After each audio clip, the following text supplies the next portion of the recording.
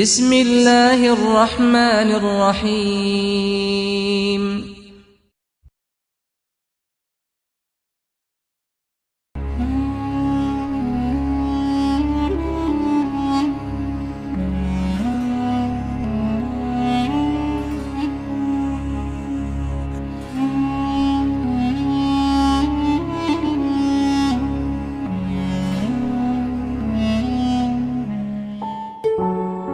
Urwah bin Zubair juga adalah salah satu orang yang sangat luar biasa, terkenal dengan kesolehannya. Urwah bin Zubair ini anaknya Zubair bin Awam. Zubair bin Awam adalah salah satu 10 orang yang dijamin masuk surga. Anaknya Urwah. Urwah bin Zubair ini pernah duduk bersama dengan teman-temannya. Ada Abdullah bin Zubair, saudaranya sendiri, yang terkenal. Abdullah bin Zubair salah satu perawi hadis, yang terkenal nanti sempat jadi khalifah beberapa saat. Kemudian ada Abdul Malik bin Marwan. Dan ada lagi satu adiknya Abdul Malik bin Marwan. Duduklah mereka di depan Ka'bah lagi ngobrol anak-anak muda ini. Kemudian mereka sambil berkata, cobalah kita saling memohon kepada Allah, berharap sesuatu yang paling diharapkan di depan Ka'bah. Siapa tahu Allah kabulkan. Berkatalah Abdullah bin Zubair, saya berharap menjadi khalifah, menguasai Hijaz, Mekah dan Madinah. Lalu adiknya berkata, adiknya lagi yang satu mengatakan, saya mau menjadi penguasa Khurasan, wilayah Persia. Abdul Malik mengatakan, kalau itu angan-angan kalian, maka saya berharap menjadi khalifah muslimin secara umum, menguasai semua wilayah Islam. Tiga-tiganya sudah berangan-angan. Lalu mereka kembali kepada Urwah. Wahai Urwah, kalau kamu bagaimana?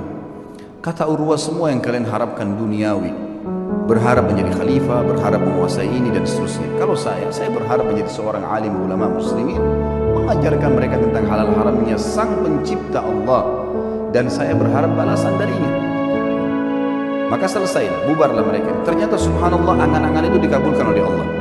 Abdullah bin Zubair sempat menjadi khalifah beberapa bulan, adiknya juga sempat menjadi gubernur di Khurasan. Abdul Malik setelah itu menjadi khalifah muslimin yang besar. Dan Urwah bin Zubair pun rahimahullah diterima oleh Allah menjadi alim ulama, sampai menjadi 7 ulamanya Madinah pada saat itu. Ringkas cerita, Urwah bin Zubair pernah diuji oleh Allah subhanahu wa ta'ala. Ujiannya berat. Orang-orang beriman ini ujiannya berat. Tapi subhanallah, iman itu dijadikan, kalau begini memahami teman-teman, kalau ada ujian yang berat datang kepada antum, lihat orang yang lebih berat. Misal masalah utang, terlilit utang, misal ada penyakit, coba lihat orang yang lebih berat. Karena ada orang yang lebih berat daripada kita, pastinya itu, tidak mungkin tidak. Dan juga teman-teman sekalian, bersangka baiklah dengan Allah. Kata Nabi SAW dalam sebuah hadis Bukhari, hadis Qudsi, kata Allah SWT, ana inda dhanni abdi bi, sesuai dengan perasangkaan hambaku. Maka kita harus tahu teman-teman sekalian, kalau Allah sedang mencoba kita, berarti dengan cobaan tersebut Allah sedang mencintai kita. Karena kalau tidak sedang dicoba, kita akan jauh dari ibadah.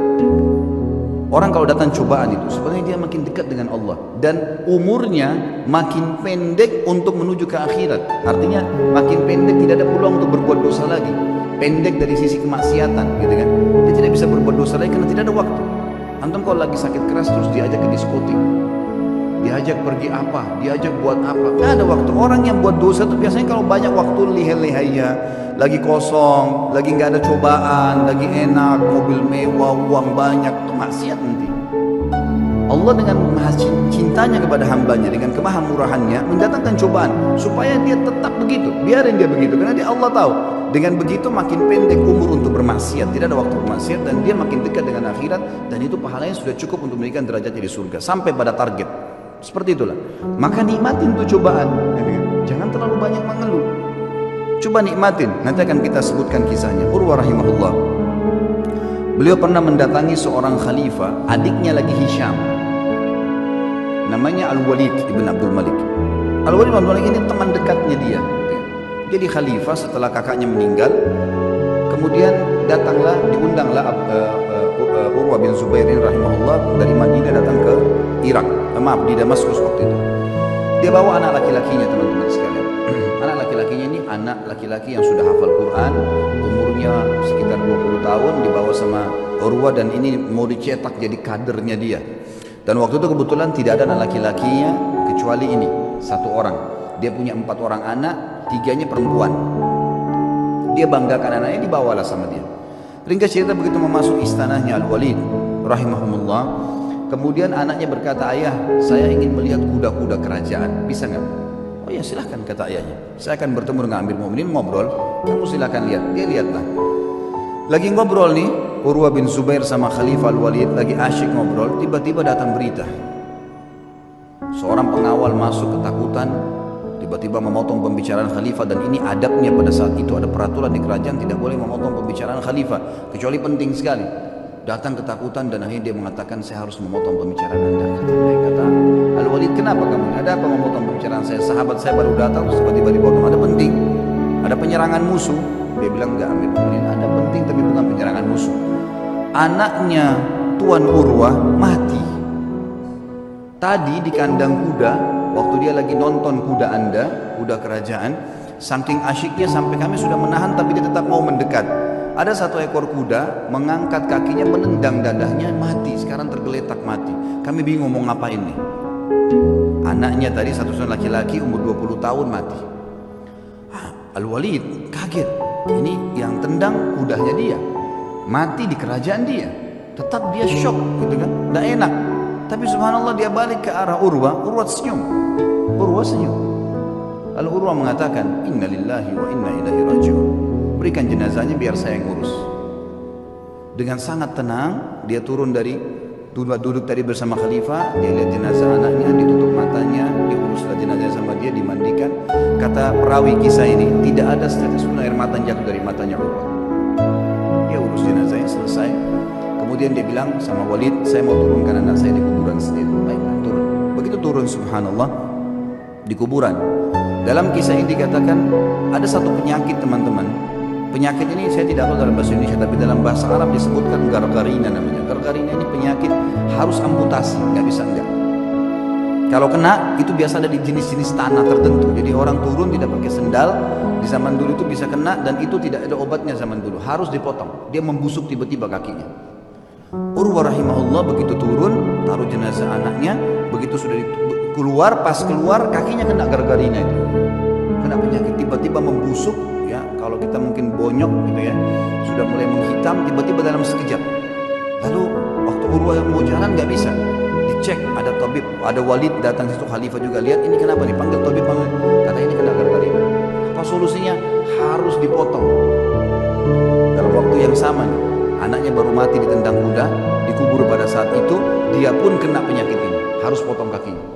Amir Mu'minin Walid bilang, coba tanya jalan keluar, ada obat? Nggak ada, ini nggak ada lain. Baiklah. Kata Urwah, waktu ditanya, bagaimana Urwah? Senyum. Inna lillahi wa inna ilaihi raji'un. Udahlah, potong aja. Potong kaki ini, bukan potong daging biasa. Ya, potong aja. Baiklah. Kata Amir Mu'minin, baiklah kalau gitu. Sampai taruh Urwah bin Zubair di ruangan yang paling luks di istana ini, dan lakukan pemotongan di sana. Taruhlah sebuah tempat yang mewah segala, tabibnya datang. Tapi dia bilang, wahai Tuan Urwah, kita ini akan memotong daging anda dan tulang anda. Tradisi kami adalah harus pasien mabuk, minum khamr, tidak sadar, baru kami potong. Kalau enggak, nggak bisa. Kata Urwah, demi Allah saya tidak pernah nyentuhkan setetes pun di tenggorokan saya yang haram. Masa sekarang saya mau, begitu cobaan datang saya mau pakai minum ini? Enggak bisa. Lalu apa solusinya? Pokoknya jangan pakai ini. Musyawarah sama Walid, ya Amir Mu'minin, bagaimana nih? Tamu anda nggak mau minum khamr, kita nggak ada solusi lain. Pikirin, cari jalan keluar. Tapi yang penting aman. Gak lama kemudian datang tabibnya, bawa 10 orang laki-laki, semuanya bodyguard, kekar semua badannya. Kata Urwah, untuk apa nih? Untuk pegang anda nih. Nggak ada solusi lain, harus pegang, nggak boleh bergerak. Ini daging sama tulang saya akan potong. Gerak sedikit ini sudah salah. Kata dia, saya tidak perlu sama mereka. Lalu apa jalan keluarnya, wahai Tuan? Kaki anda harus dipotong, kalau enggak nyebar ke seluruh tubuh. Saya akan bertasbih dan bertahlil, berzikir kepada Allah. Kalau kau lihat wajah saya sudah merah, potong kaki saya. Kata tabibnya, ya sudah, mau apa ini, nggak ada solusi lain. Baiklah, suruh keluar semua. Lalu kemudian mulailah tabib ini menyuruh 2 orang ya, pendampingnya untuk memegang, menyiapkan segala yang berhubungan dengan kebutuhan untuk memotong itu. Lalu Urwah mulai tutup matanya sambil subhanallah, walhamdulillah, wala ilaha illallah, wallahu akbar, direnungi dalam hati, diresapi. Dan betul wajahnya berubah jadi merah, memerah. Kata tabib, betul saya lihat wajahnya merah, saya potong kakinya. Ya. Saya potong kakinya. potonglah kakinya. Begitu selesai terpotong, gitu kan, kemudian ditahan darahnya, lalu saya mengatakan, Tuan Urwah, sampai Urwah berzikir, Subhanallah, walhamdulillah, wala ilaha illallah, Allahu Akbar, tutup mata, lalu ditepuk, wahai Tuan Urwah, kaki Anda sudah kami potong. Dia bilang, Alhamdulillah. Biasa, kakinya terpotong ini, Alhamdulillah. Terus kata tabibnya, tapi belum, darah masih ngucur. Kami butuh memberhentikan darah itu. Kata dia, berhentikanlah. Dia bilang, tidak ada jalan lain kecuali kaki Anda kami rendam di minyak panas. Nggak bisa, harus minyak panas baru bisa. Minyak panas langsung membuat itu berhenti darahnya. Dia bilang, lakukan. Saya akan berzikir lalu lakukan. Dia baca Subhanallah, Alhamdulillah. Kalau wajah saya memerah, tutup. Tapi subhanallah manusia, begitu dia berzikir, ditaruh minyak panas, dia sempat teriak sebentar lalu pingsan. Urwah rahimahullah terkenal teman-teman sekalian tidak pernah meninggalkan rubuh Al-Quran. Rubuh ini 10 juz setiap hari, selalu bacaannya, tidak pernah tertinggal. Dalam kisahnya dikatakan dalam 3 hari khatam Quran, selalu bacaannya, dan tidak pernah ketinggal 10 hari. Dan satu-satunya hari yang dia tidak baca 10 juz itu hari itu saja, dikatakan dalam kisah hidupnya. Dan maka dia semua punya julukan kalau nggak salah Khazin Al-Quran, sahabatnya Al-Quran gitu. Ringkas cerita teman-teman, setelah dipotong, pinsankan tadi, direndam dengan air panas, air minyak panas, dia pingsan. Setelah dia bangun, dia bilang, mana telapak kaki saya? Didatangkan, orang semua heran, kenapa dia bilang, minta kakinya. Diambil sama dia lalu diangkat sama tinggi, lalu dia bilang, demi Allah, selama 40 tahun, itu umurnya Urwah 40 tahun, selama 40 tahun belum pernah sekalipun saya gunakan kau ke tempat yang haram. Dan saya bersyukur kepada Allah karena kau dikembalikan padanya dalam kondisi kau suci. Tidak pernah satu kali pun ke tempat yang haram. Dia berikan kesaksian terhadap dirinya. Dan ini boleh diucapkan kalau seorang mukmin yakin dengan apa yang dia lakukan. Baiklah. Kemudian setelah itu dia pulang ke Madinah, teman-teman sekalian. Tentu sebelum pulang ke Madinah, Amir Mu'minin ini bingung gimana caranya meringankan bebannya Urwah supaya dia bisa tenang. Subhanallah, di hari yang sama dengan hikmah Allah, ada suku Arab datang, Badui. Mereka kelihatan dari padang pasir, kondisinya sangat susah gitu. Masuk, ada satu di antara mereka matanya buta, ditopang oleh teman-temannya. Begitu masuk, kata Al-Walid, apa cerita kalian nih? Dari mana kalian? Kami dari kampung ini kami butuh ini dan seterusnya. Terus ini yang buta kenapa nih? Ceritalah. Walid ini bilang, saya tidak tahu kenapa saya tanya. Kata yang buta itu, wahai Amir Mu'minin, saya pemimpin mereka. Saya kepala sukunya, dan saya ini Amir Mu'minin adalah orang yang paling sehat dulunya, mata saya sehat, orang yang paling kaya dan paling banyak keturunan saya. Tapi keadaannya sekarang jadi begini. Kata Amir Mu'minin, memang apa ceritanya kamu? Dia bilang, ceritanya begini Amir Mu'minin. Satu malam saya sedang jalan sama istri sama anak saya semua, sama dayang-dayang saya, jumlahnya banyak nih, ratusan orang. Semua harta saya bawa. Saya mau pindah kota. Kami turun di sebuah lembah, tiba-tiba waktu lagi tidur malam, ada banjir nggak tahu dari mana di padang pasir tuh lembah, mengangkat semuanya, kemah-kemah, harta, unta-unta, semua anak istri saya mati semuanya, terbawa dengan air. Banjir tiba-tiba, nggak tahu dari mana.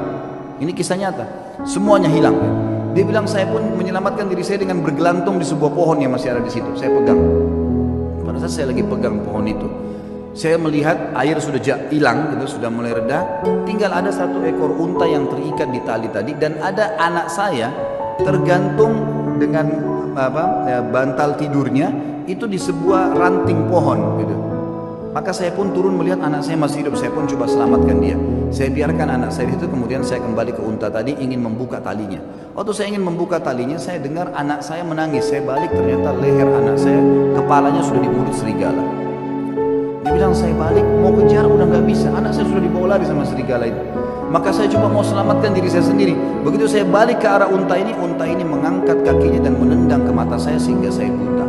Maka dalam satu malam Amir Mu'minin saya jadi orang yang buta, jadi sakit, anak istri saya hilang, harta saya semua habis. Kata Amir Mu'minin Walid, alhamdulillah yang telah mengutus kamu datang ke sini.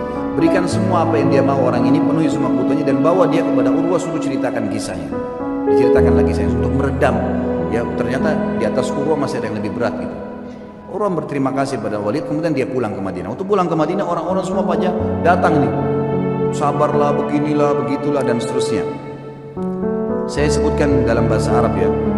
Kemudian pada saat orang banyak mengatakan kepadanya, sabarlah dan seterusnya, lalu dia mengatakan kepada tamu-tamunya, la yakhluwannakum ma tarawun, Jangan sampai kalian merasa sedih dengan apa yang kalian lihat, atau kalian mungkin menganggap ini sesuatu yang berat. Faqad wahaballahu azza wa jalli arba'a minal banin. Sesungguhnya Allah mengaruniakan saya 4 anak. Fa akhadha wahidan, dia mengambil 1, wa abqali 3, dan masih memberikan saya 3. Falahul hamd, maka saya bersyukur dengan itu, dengan matinya anak saya. Wa a'tani 4 minal atraf, dan memberikan kepada saya 4, 2 tangan 2 kaki. Fa akhadha minhu wahidan, dan dia cuma ambil 1 saja. Wa abqali 3, falahul hamd, dia meninggalkan 3, saya bersyukur dengan itu. Kakinya dipotong bisa bersyukur, luar biasa ya.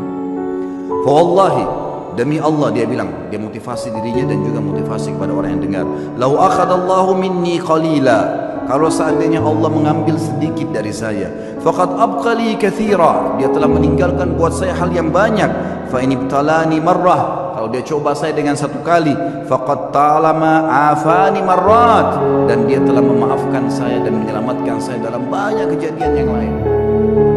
Semua orang pun akhirnya berterima kasih pada Urwah, dan akhirnya mereka pergi. Dan beliau berkata kepada anak-anaknya pada saat itu untuk menjelaskan apa yang membuat dia kekar seperti itu.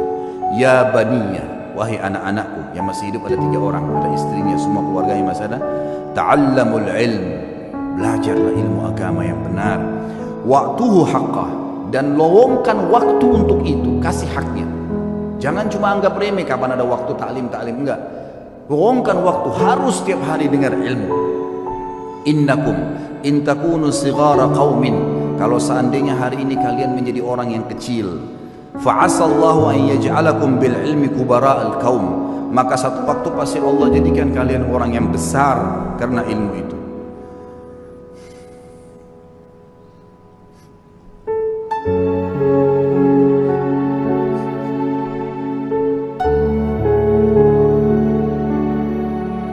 Wasau'ata hal fid dunya akbah min syai'in jahil, dan sungguh buruk sekali, apakah ada yang lebih buruk dari orang tua yang bodoh, tidak mengerti agamanya. Lalu beliau berkata juga, iyyakum antaraw sadaqata annaha sadaqatun bal i'tabaruha hadiyah. Hati-hati, jangan pernah kalian melihat amal yang kalian kerjakan atau sedekah yang kalian keluarkan adalah sedekah yang kalian anggap remeh, tapi jadikanlah sedekah itu sebagai hadiah, tahdilillahi azza wa jal, yang kalian berikan hadiah kepada Allah subhanahu wa ta'ala. Wala yahdiyanna ahadukum lillah, dan janganlah kalian memberikan hadiah sesuatu untuk Allah. Yastahi an yahdiyahu li azizil qaum, yang dia malu untuk memberikan kepada terhormatnya kaum atau pejabatnya satu kaum.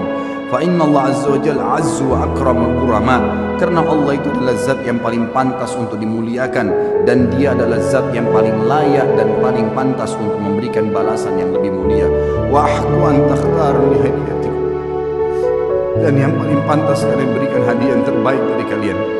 Kemudian beliau mengatakan, ya baniya, wahai anak-anakku, idza ra'aitum min rajulin fi'latal khair, kalau kalian melihat dari seseorang perbuatan baik darinya, fa'ammilu bihi khaira, maka pasti jadikan orang itu baik, sangka baiklah kepada orang itu.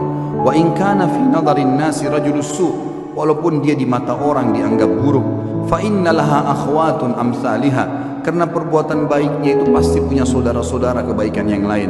Wa idza ra'aitum min rajulin fi'latal syarr, kalau kalian melihat perbuatan buruk dari seseorang, laki-laki atau seseorang, fahdharuhu, hati-hatilah dari orang itu. Wa in kana fi nadharin nasi rajulun khair, walaupun di mata manusia dia adalah orang yang baik, fa innalaha akhwatun amsalihha, karena perbuatan buruk itu punya saudara-saudara yang ikut dengannya. Wa'lamu, ketahuilah, annal hasanati tadullu ala akhawatiha, bahwasanya semua kebaikan-kebaikan akan mendatangkan saudara-saudaranya. Wa annas sayyiati tadullu ala akhawatiha, dan seluruh dosa-dosa juga memiliki saudara-saudaranya.